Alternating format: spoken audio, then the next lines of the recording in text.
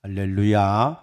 오늘 또 우리 주의 은혜로 평안하시기를 주의 이름으로 축복합니다. 여러분, 우리가 하나님께 기도하면은 하나님이 응답을 하십니까? 응답하심을 믿습니까?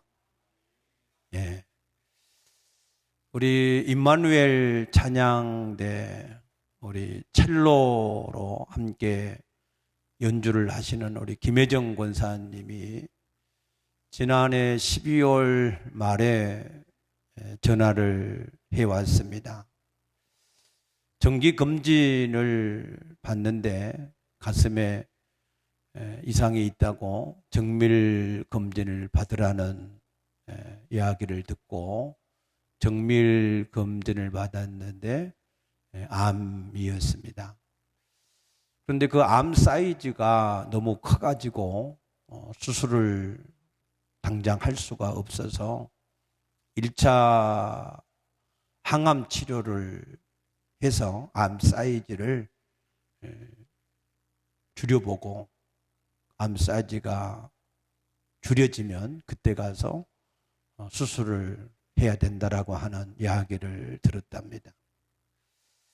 그래서 그때부터 교회에서 새벽마다 그의 이름을 부르고 기도를 하고 또 우리 중보팀들도 함께 기도를 지금까지 해왔습니다.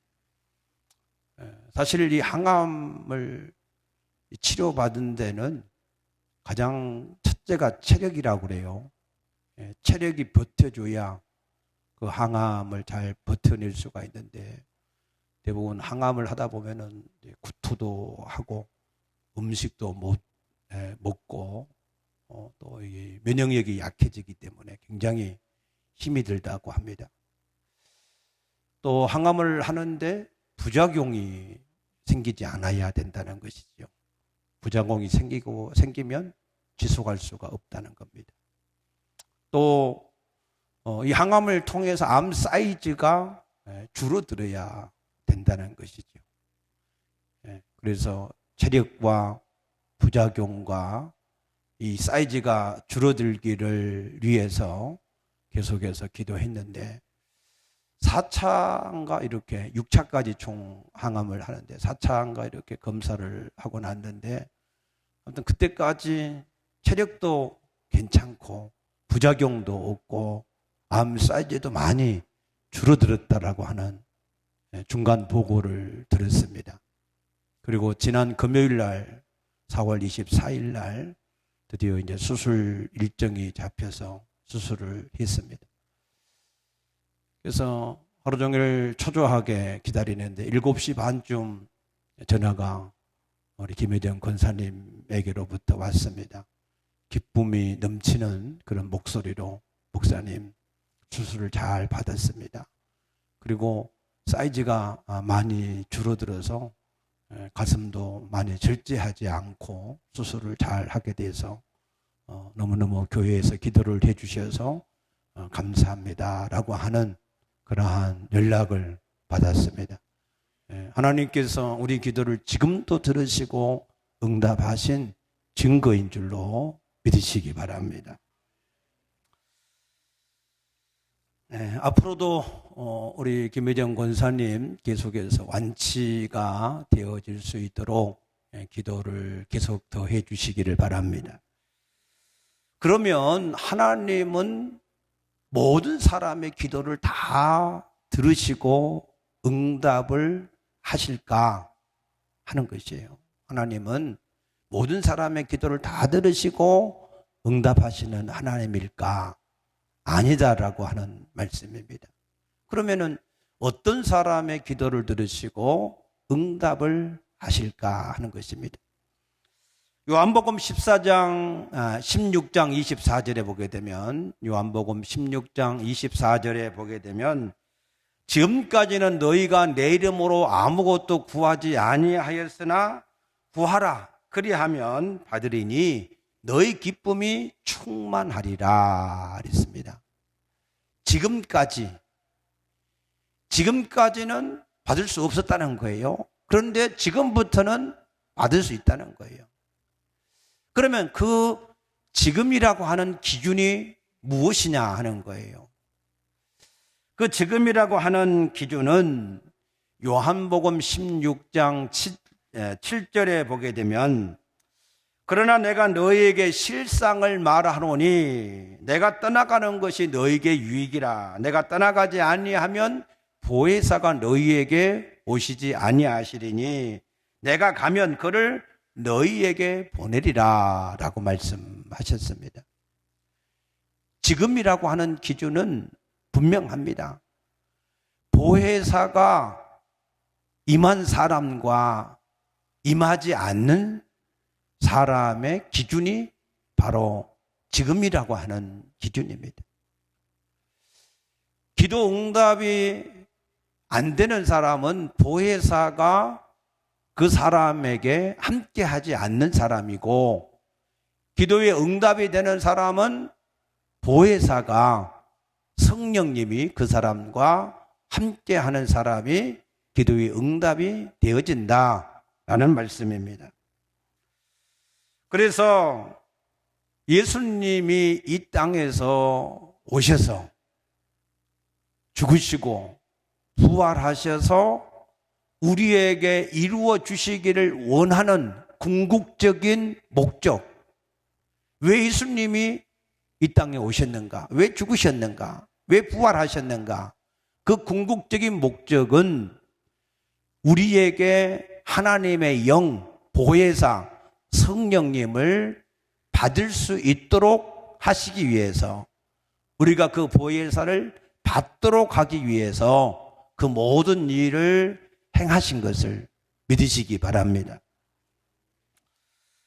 그렇기 때문에 우리가 겉으로 보기에 아무리 신앙생활에 열심을 내고 열심히 헌신하고 충성하는 사람이라 할지라도 그 사람 속에 예수님이 성령으로 내주해 있지 아니하면 그러면은 그것은 아무것도 아니다라고 하는 말씀입니다. 우리가 그 사실을 요한복음 3장 니고데모의 이야기에서 우리가 잘 알 수가 있습니다. 니고데모라고 하는 사람은 바리새인이었습니다. 사내들인 공회원으로 지도자였습니다. 나이가 많고 이스라엘 사람들에게 랍비, 선생이라고 하는 이름으로 불리어진 사람이었습니다. 겉모습만 보게 되면 너무나도 은혜롭고 또 평생을 하나님을 잘 믿는, 그래서 모든 사람들에게 존경까지 받는 그러한 사람의 모습이었습니다. 그러나 정작 자기 자신 속에 하나님의 영 성령이 계셔야 구원을 받는다라고 하는, 하나님 나라를 갈 수 있다라고 하는 이 사실을 잘 알지를 못해서 예수님께 와서 내가 어떻게 해야 하나님의 나라에 갈 수 있습니까? 라고 물을 수밖에 없었다 그랬습니다. 예수님은 그 니고데모에 대해서 간단 명료하게 대답을 하셨습니다. 요한복음 3장 5절에 진실로 진실로 내게 이르노니 사람이 물과 성령으로 나지 아니하면 결코 천국에 들어갈 수 없느니라. 믿습니까? 한마디로 말해서 성령이 지금 내 속에 있지 아니하면 내가 어떠한 종교 생활을 했다 할지라도 내가 결코 천국에 들어갈 수가 없다라고 하는 말씀입니다. 이것을 사도 바울은 고린도 후서 5장 17절에서 그렇게 정리했습니다. 그런즉 누구든지 그리스도 안에 있으면 새로운 피조물이라, 이전 것은 지나갔으니 보라 새 것이 되었도다 그랬습니다. 이전 것과 새 것의 기준, 이전 것과 새 것의 그 차이, 그 기준이 무엇이냐? 그것은 성령이 그 사람에게 임하기 이전은 이전이고 성령이 임한 이후는 보라, 새 것이 되었도다라고 하는 말씀입니다. 오늘 사도 요한도 오늘 본문 5장 19절에서 이렇게 말씀합니다. 또 아는 것은 우리는 하나님께 속하고 온 세상은 악한 자 안에 처한 것이며 그랬어요. 이 세상의 사람들이 두 부류의 사람들로 나뉘어진 것을 안다는 것입니다. 그래서 어떤 사람은 하나님께 속한 그런 사람이 있는가 하면 그 하나님께 속하지 않는 사람도 있다라고 하는 말씀입니다. 이 두 가지를 나누는 기준도 역시 마찬가지로 성령이 함께하는 사람은 하나님께 속한 사람이고, 아멘입니까? 성령이 함께하지 않는 사람은 하나님께 속한 사람이 될 수가 없다라고 하는 말씀입니다. 그래서 사도 바울은 고린도 후서 5장 16절에 우리가 이제부터는 어떤 사람도 육체대로 그 사람을 알지를 아니한다 그랬습니다. 그 사람이 육체적으로 어떤 사람이냐, 그래서 그 사람이 어떤 사람이냐 그렇게 알지를 않는다는 것입니다. 오히려 빌립보서 3장 8절에 보게 되면은 육체대로 아는 사람, 그 사람은 내가 배설물 같이다 오히려 버렸다는 겁니다. 그리고 빌립보 3장 9절에 이제 나는 그리스도 안에서 내가 발견되어지기를 원한다 그랬습니다. 그래서 이제는 우리가 하나님이 함께하지 않는 사람, 육체대로 아는 그 사람은 우리가 버려버리고, 뭐같이? 배설물같이 미련 없이 다 버려버리고, 그리고 이제는 그리스도 안에서 하나님이 함께하는 사람인 나를 우리가 발견되어지는 것이, 그것이 우리에게 은혜와 복인 줄로 믿으시기 바랍니다. 그래서 예수님도 요한복음 8장 33절에 유대인들이 자기 자신들은 아브라함의 후손이라고 한 번도 남의 종이 된 적이 없노라고 하는 그들에게 예수님은 분명하게 그들에게 말씀합니다. 요한복음 8장 44절에 너희는 아브라함의 후손이 아니라 너희 아비는 마귀다 라고 말씀을 분명히 그들에게 한 것입니다. 유대인들은 자기 자신들은 아브라함의 후손이기 때문에 아브라함과 같은 복을 받을 것이라고 기대하고 살아왔습니다. 그러나 예수님은 너희가 그 아브라함의 자손이 아니라 마귀의 자손이기 때문에 마귀와 같은 저주를 너희가 받을 것이다 라고 말씀을 하신 것입니다. 그러니 유대인들에게는 엄청난 충격이 아닐 수가 없습니다. 그러므로 우리는 정확하게 우리가 알아야 됩니다. 과연 나는 하나님께 속한 사람인가? 아니면 나는 하나님께 속하지 않은 세상에 속한 사람인가? 세상의 임금은 마귀다 그랬습니다. 이 세상의 모든 사람들은 두 종류에 속한 사람입니다. 하나님께 속한 사람이 되든지 아니면 마귀에게 속한 사람이 되든지 중간은 없습니다. 중간은 어떤 사람은 무신론자다. 나는 하나님도 부처님도 어떤 것도 아무것도 믿지 않는다. 무신론자다. 그런데 그거는 몰라서 그러는 것입니다. 우리 인간은 하나님께 속한 사람이든지 아니면 마귀에게 속한 사람이든지 빛에 속한 사람이든지 어둠에 속한 사람이든지 둘 중에 하나지 중간은 절대 있을 수가 없습니다. 그래서 우리가 하나님께 속한 사람이 되어야 하는데 창세기 1장 26절 7절 말씀 보게 되면은 우리 인간은 하나님의 형상과 모양대로 지음을 받아서 하나님이 함께하는 사람이었습니다. 그런데 창세기 2장 17절에 하나님이 먹지 말라고 한 선악과, 그 선악과를 먹는 날에는 그 하나님과 분리가 되어질 거다. 정령 죽을 것이다 라고 말씀하셨습니다. 그런데 창세기 3장 6절에 가서 보면 우리 인간은 안타깝게도 하나님의 말씀을 따라서 선악과를 먹지 말았어야 되는데 사단의 유혹을 따라서 그 선악과를 먹고 말았습니다. 그래서 그때부터 우리 인간은 모든 사람이 다 하나님께 속하지 않은 마귀에게 속한 자가 우리가 되어져 버렸습니다.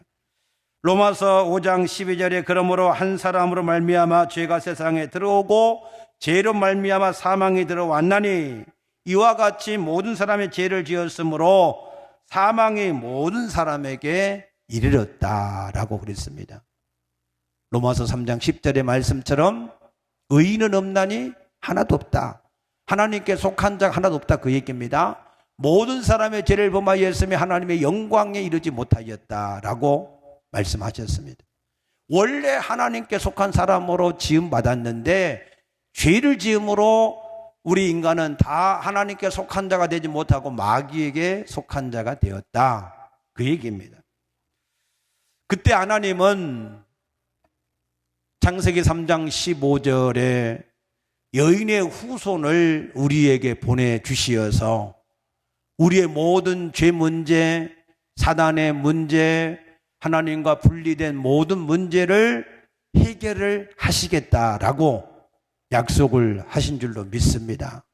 그 여인의 후손이 바로 동정녀 마리아를 통하여서 이 땅에 오신 예수님이시고 그 예수님이 십자가에서 죽으실 때 다 이루었다 하심으로 우리의 모든 죄 문제를 담당해 주신 것을 믿으시기 바랍니다.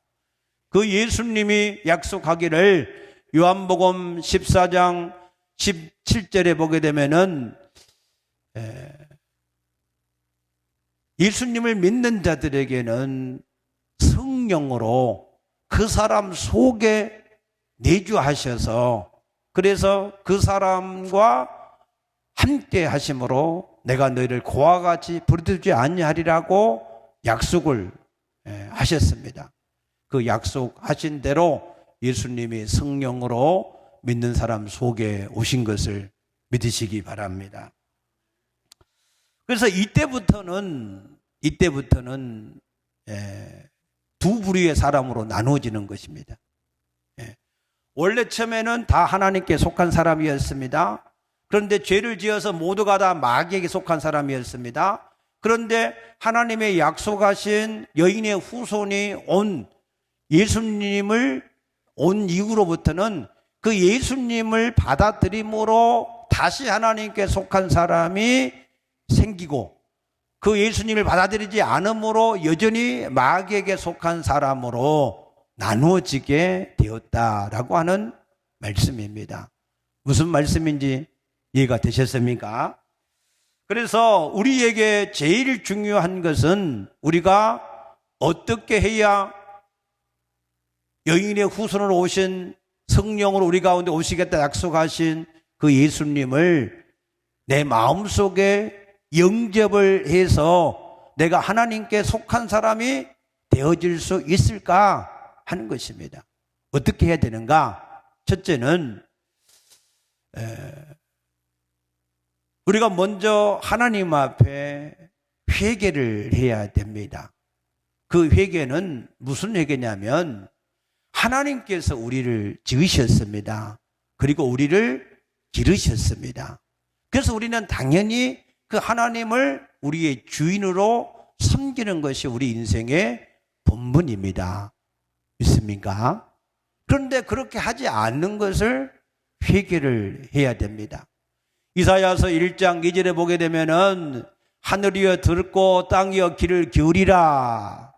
내가 내 백성을 양육하였거늘 그들이 나를 알지 못한다. 소는 임자를 알고 나귀는 그 주인의 구유를 알건만은 내 백성 이스라엘은 알지를 못한다 그랬습니다.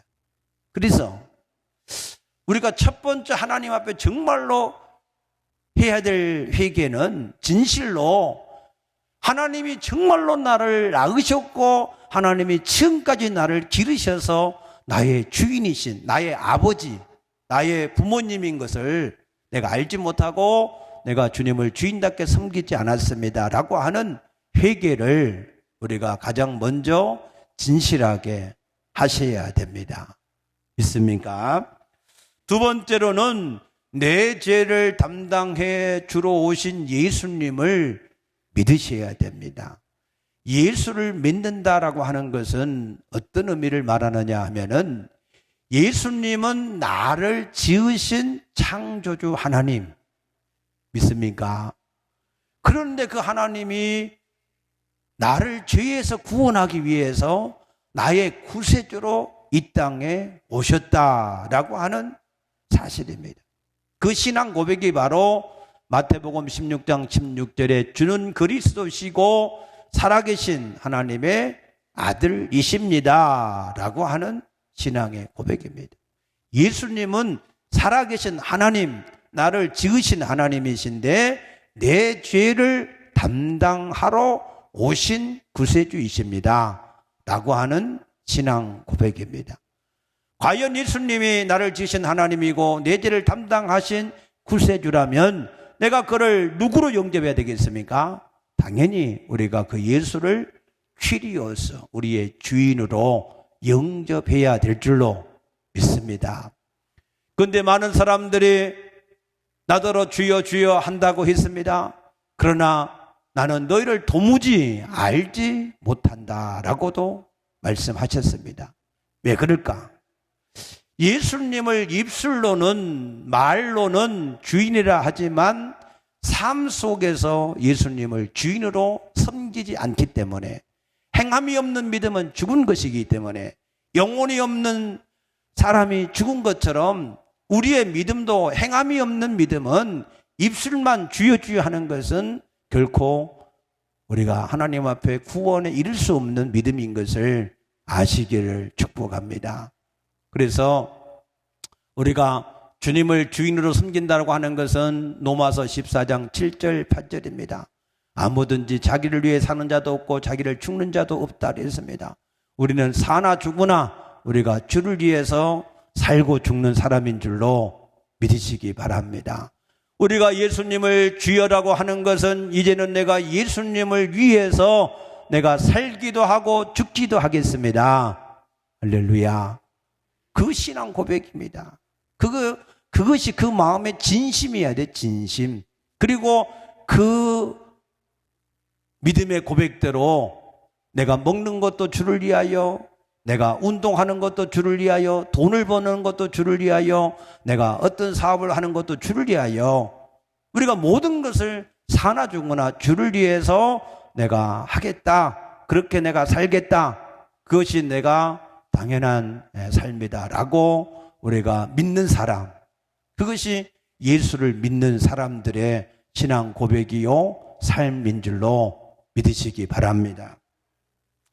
그리고 나서 예수님을 우리가 주인으로 그렇게 영접을 한 사람, 그 사람이 그 마음의 중심이 그것이 진심이면 시편 51편 6절에 하나님께서는 우리에게 진실을 원하신다 그러셨습니다.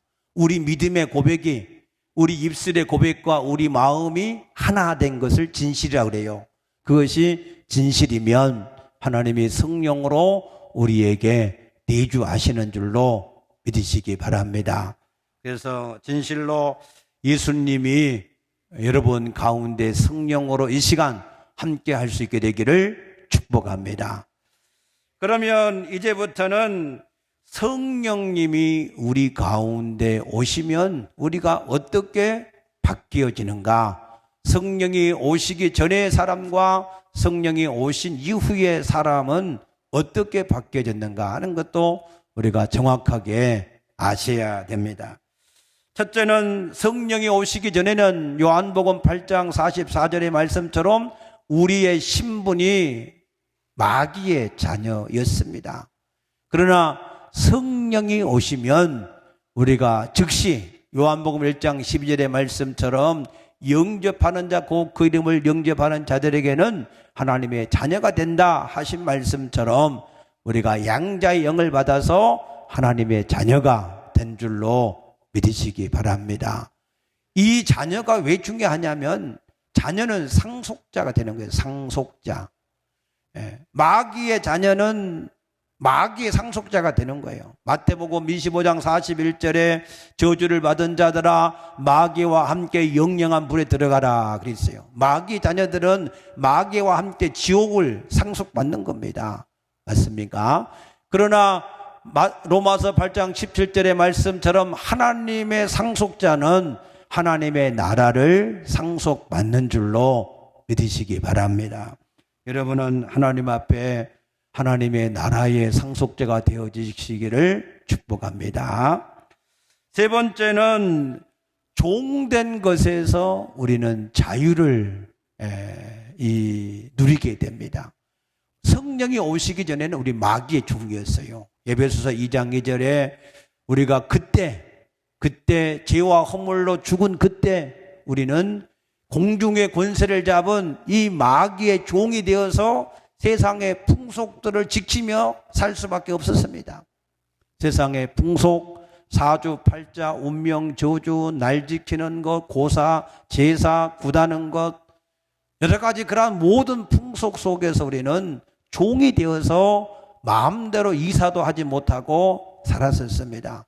그러나 요한복음 8장 32절에 진리를 알지니 진리가 너희를 자유하게 하리라 하신 말씀대로 성령이 우리에게 오시면 그 모든 것에서 자유하게 되는 것을 믿으시기 바랍니다. 그래서 갈라디아 5장 1절에 보게 되면은 그리스도께서 너희로 자유케 하려고 자유를 주셨으니 다시는 종의 멍에를 매지 말라 그랬습니다. 그래서 성령이 오시면 여러분들이 모든 것에서 자유하게 된 것을 믿으시기 바랍니다. 그 자유를 여러분들이 마음껏 누리게 되시기를 축복합니다. 네 번째로는 성령이 오시면 우리의 기도의 응답이 이루어지기 시작합니다. 이사야서 44장 17절에 보게 되면은 성령을 오시기 전에 사람들은 우상을 섬길 수밖에 없습니다. 그 우상에게는 아무리 너는 나를 구원하라고 너는 나의 신이라고 외쳐도 응답을 받을 수가 없습니다. 열왕기상 18장 29절에 보게 되면은 바알의 선지자들이 바알을 향하여서 아무리 아침부터 저녁까지 자기의 몸을 해치면서까지 부르짖어도 응답이 없었습니다. 그러나 요한복음 14장 13절 말씀 보게 되면은 너희가 내 이름으로 무엇이든지 구하면 내가 시행을 할 것이다. 믿습니까? 그래서 우리가 성령이 오시면 그때부터는 우리가 무엇을 구하든지 예수의 이름으로 구하면 우리 가운데 응답이 즉시 이루어지게 될 줄로 믿으시기 바랍니다.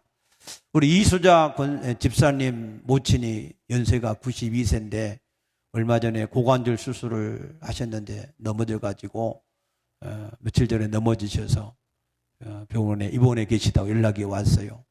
그런데 이번에 병원에 입원하셨는데 전혀 식사를 아무것도 하지 못하고 계신다고, 뭔가를 넘기면은 다 도로 토해내버리신다고, 그래서 아무래도 이번에 돌아가실 것 같다고 그러한 연락을 받았습니다.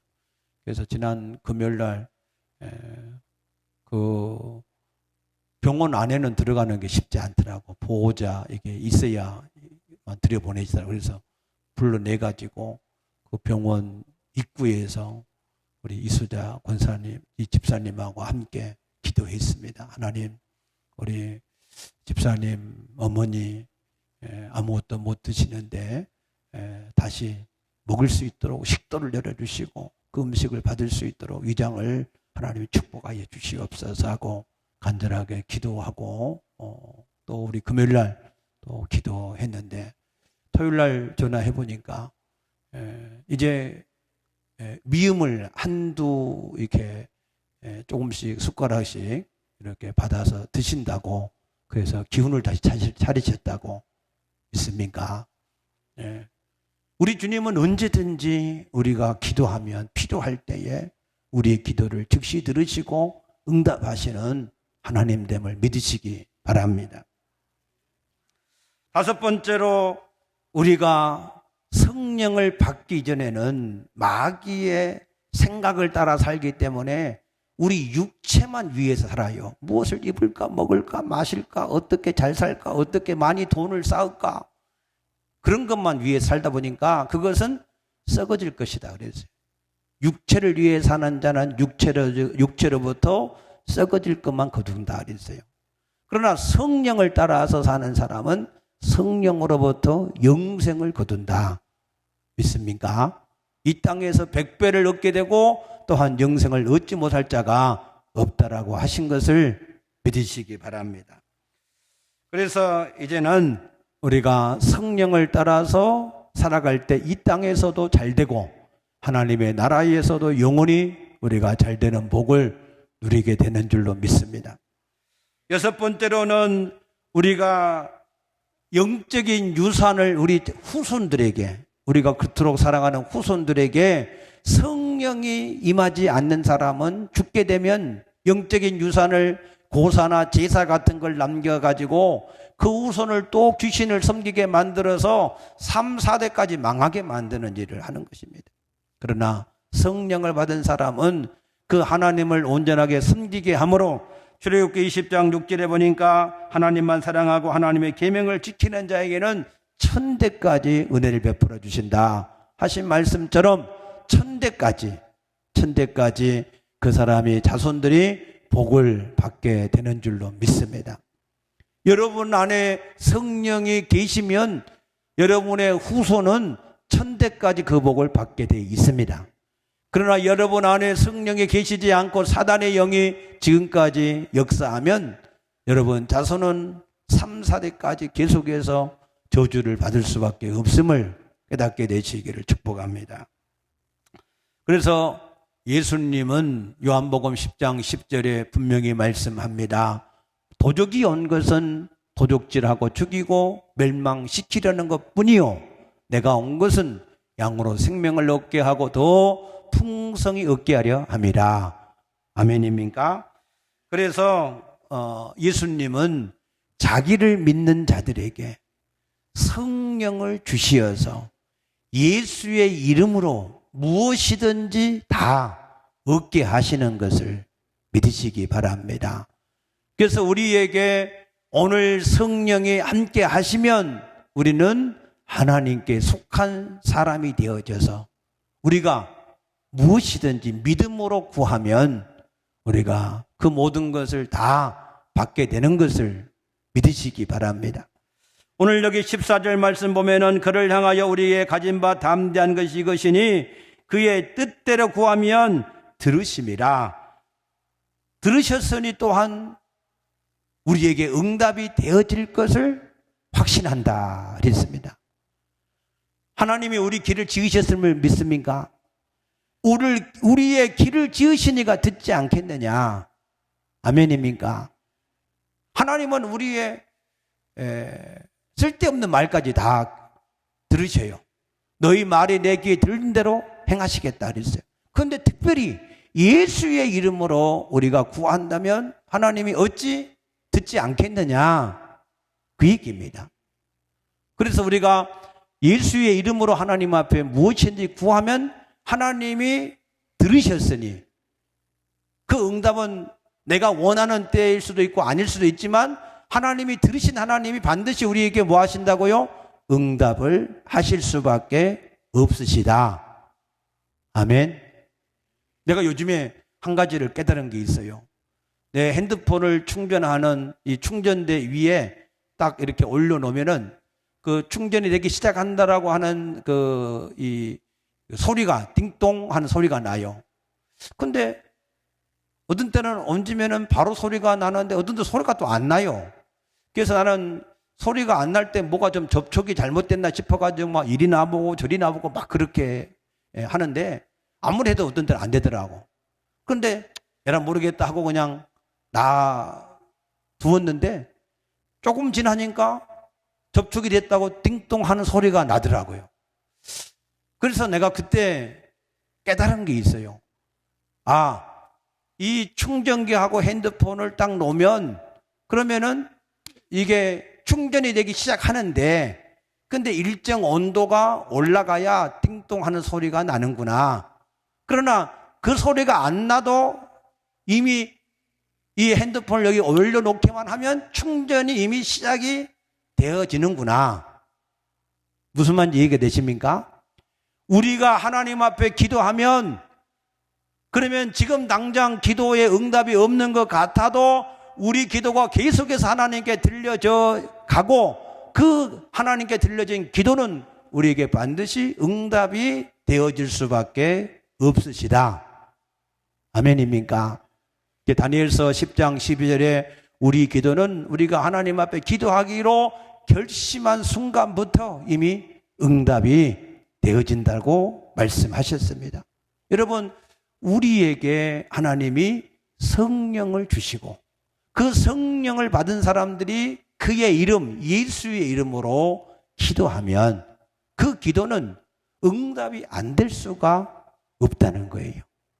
우리가 이 땅에서 최고로 사람들이 재테크, 자기의 가진 것을 투자해서 그래서 더 많은 것을 얻게 하는 이 재테크 하는 일을 여러 가지 많은 방법을 통해서 재테크를 하는데 우리의 그리스도인들의 최고의 재테크의 방법은 그의 이름으로 우리가 쉬지 않고 기도하는 일인 줄로 믿으시기 바랍니다.